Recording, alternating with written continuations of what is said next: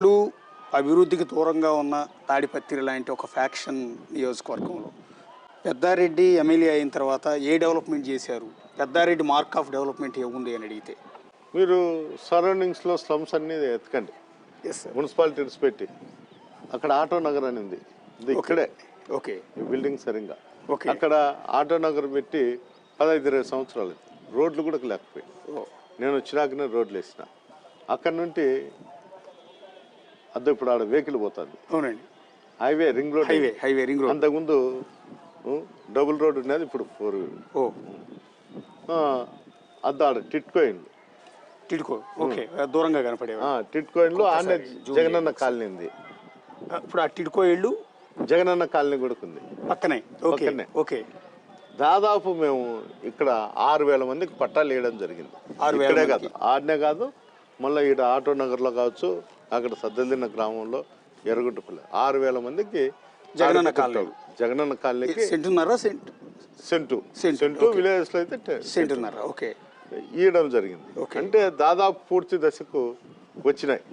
ఇప్పుడు ఆ టిడ్కో ఇల్లు అండి ఇప్పుడు చూపించిన ఆ టిట్కో ఇళ్లలో 70 బ్లాక్లు ఓపెన్ చేసినాం మనం.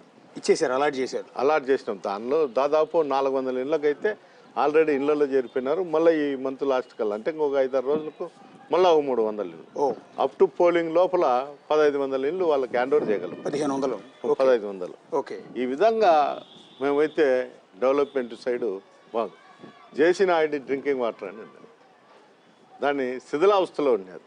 ఓకే. నేను వచ్చినా దాన్ని డెవలప్ చేసి యాడికి పొప్పూరు రూరల్ మండలంతో పాటు టౌన్లో కూడా నీళ్ళు ఇస్తాను. ఓకే.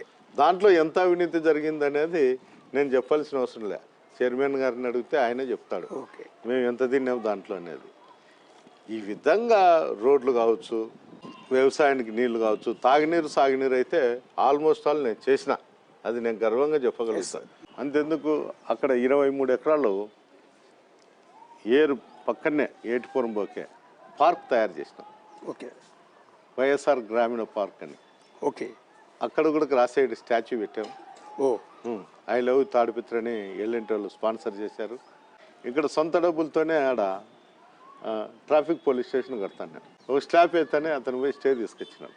ఓకే. నిలబెట్టి ట్రాఫిక్ పోలీస్ స్టేషన్ ఇక్కడ ఆర్టీఓ ఆఫీస్ కట్టించినాం. డోనర్లతో అంతా తీసి అక్కడ పొరంబోగు పొలం ఉంటే తీసుకొని మళ్ళీ పంచాయతీ స్థలం ఒక 78 సెంట్లు తీసుకొని అంతా 4 ఎకరాలు 5 ఎకరాలు తీసి కాంపౌండ్ కట్టించి డోనర్లతో ఆర్టీఓ ఆఫీస్ తెచ్చే అది కూడా తీసుకొచ్చి ఓపెన్ అయినాక దానిపైన స్టే తీసుకొచ్చిన, అంటే షిఫ్టింగ్ టైంలో.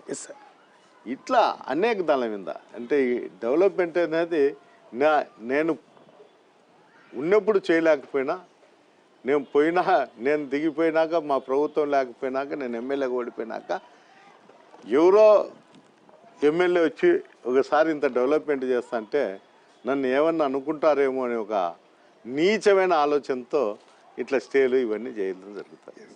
వచ్చే ఎన్నికల్లో మరోసారి ఎమ్మెల్యే